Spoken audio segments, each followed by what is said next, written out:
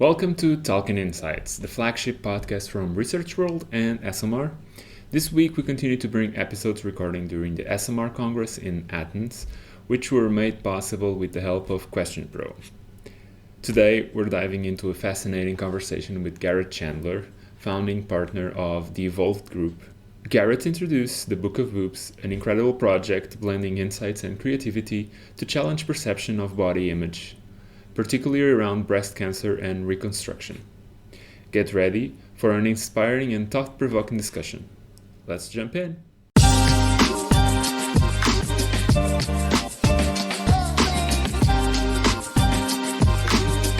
Welcome to Talking Insights. Today I'm here with Garrett Chandler.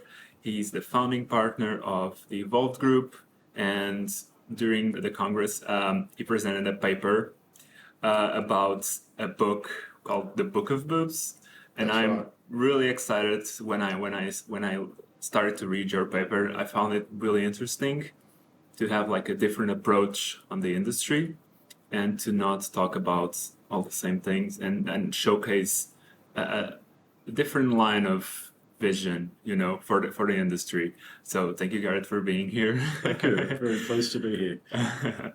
I was gonna start to ask how did you came up with the Book of Boobs? How did it start? How and why? Like how? Tell me the story about it. Yeah. It's actually a good story in itself because the Book of Boobs was created by Tony and Lou.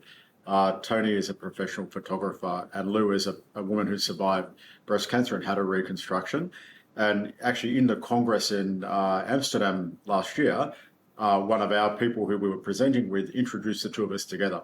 So we thought that was actually quite, relevant because it's all about stories this year. So our story started last year, and now we're back again this year. And our job was to, when we heard what Lou had done in creating this book to make women's experience of reconstruction and decision making so much better, we felt the technology we had and our ability to help them we just had to do it. It was great. Yeah. So it's almost like a full circle moment, right, for you guys. It totally is. Started last year and then presenting this year. Yep. How does the project kind of aims to change or try to change society in a with the norms around like body images and specifically like the way that we depict women's bodies? Like how do you try to battle that?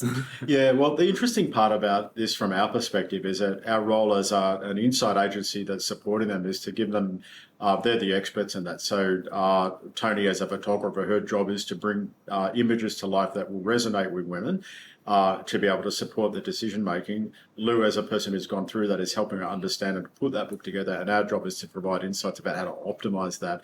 My understanding of having gone through that process, and certainly I think Lou would say this herself, is that images today are either medicalized or sexualized, which means that the doctor might say, or the oncosurgeon might say, these are your options, go and Google it, or you might be able to find some images online, or here are some images, but they're not the right images.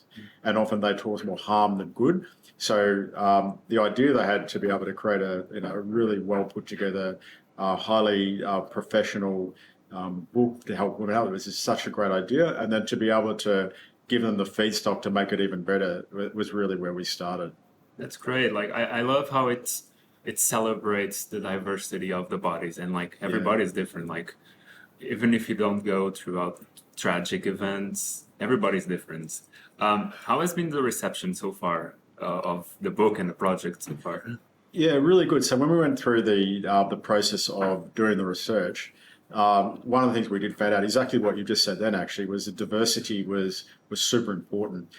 So we knew from the feedback from the 126 women who we engaged with through our platform that one of the most important things was they could see an image that they themselves could relate to their own body. Now, there's a whole lot of different angles that one could look at that in terms of diversity to be able to achieve that.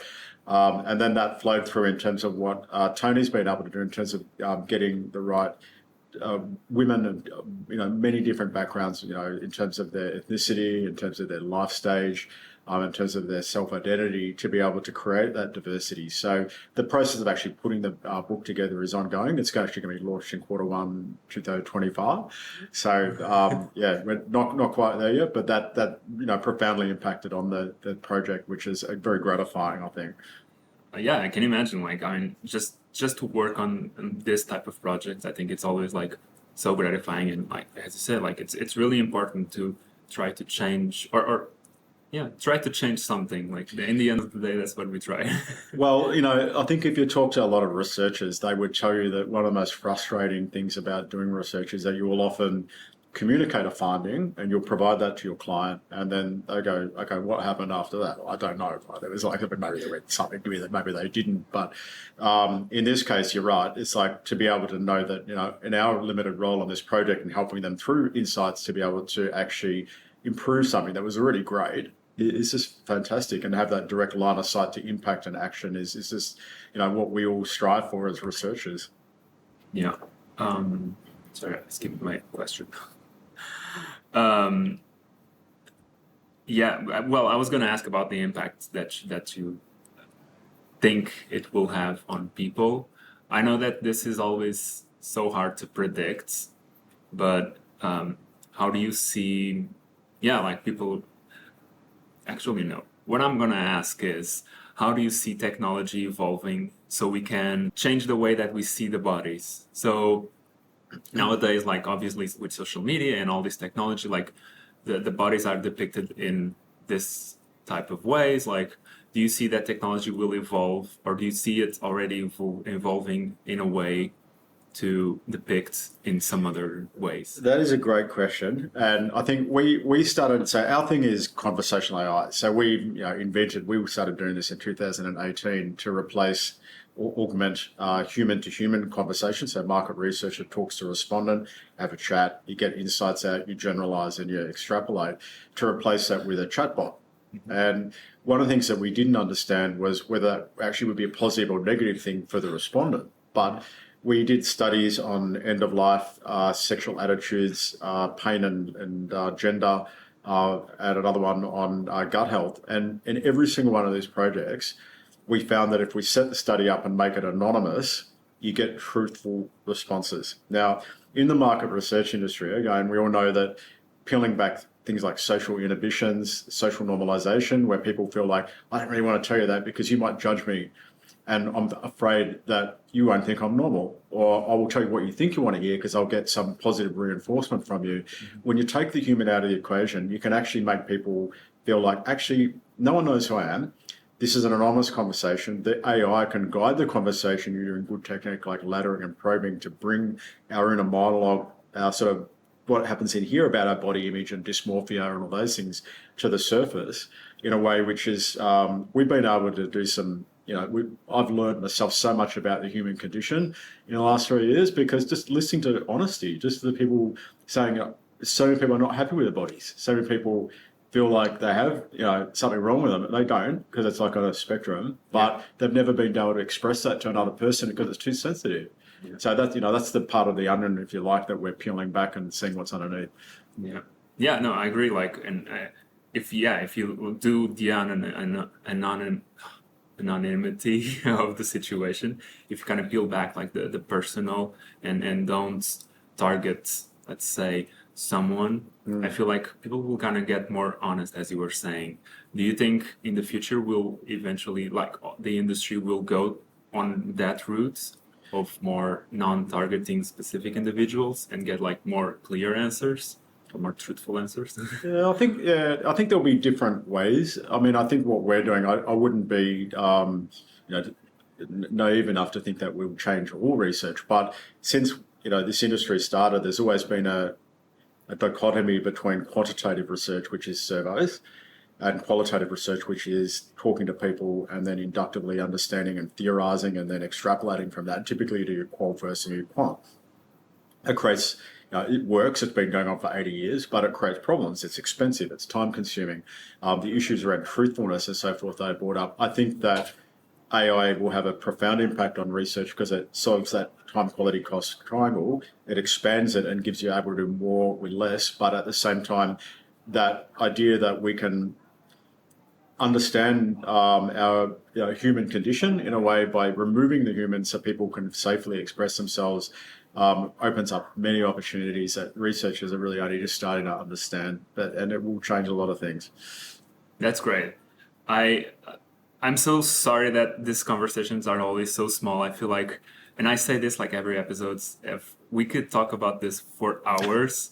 And it's true, like, because when we picked these episodes and when we picked you and all the other guests, it's because we felt like they had something important to say, and they were talking about some specific topics that are kind of important for society right now. So we can talk about this for hours. Unfortunately, these are really short ones. So thank you so much, Garrett, for being here. And thank you so much for the work that you're doing. This book, I feel like, is really important. And even if it doesn't change the world, I believe it's going to change some way that some people will change, or some people see at least their own bodies, and I think that's beautiful. So I think it's spot on, right? There's 50,000 women a year in the UK alone go through breast cancer and mastectomy, and if we change a few of those and women are comfortable making those decisions about their body and don't feel any sense of regret, I will be extremely gratified, and I think we can actually do a lot better than that. So thank you. Yeah. Well, thank you very much for coming, and for you guys listening, don't forget to like and subscribe, and keep an eye or ear for all the rest of the episodes they'll be releasing soon. Thank you, and see you next one. You can't know the answer to a question without first asking it. But how do you ask the questions? More importantly, how will people answer them? That is where Question Pro comes in to support you, empowering you to build and deploy amazing experiences that collect clean and useful data. With our powerful online-based, built-for-enterprise survey platform, it is easy to create, collect, and act on your data. Create an impactful survey in minutes from scratch by importing an existing survey, or choose from over 350 ready-made templates that have been vetted by our expert market research professionals. Add as many respondent contacts as you want and share them through multiple distribution methods. Collect offline data and use white-labeled mobile apps to ensure data collection is extensive and up-to-date. Take advantage of our specialized services to manage enterprise projects, as well as the instances where the insights collection is complicated but imperative. Then, leave the rest to Question Pro. Sit back and watch us work magic as the data is analyzed and compartmentalized into functional insights automatically. Create role-based access reports in addition to exporting the data and insights into your proprietary toolset, allowing you to focus on what's most important, making smart decisions. Question Pro, survey software that gets the job done.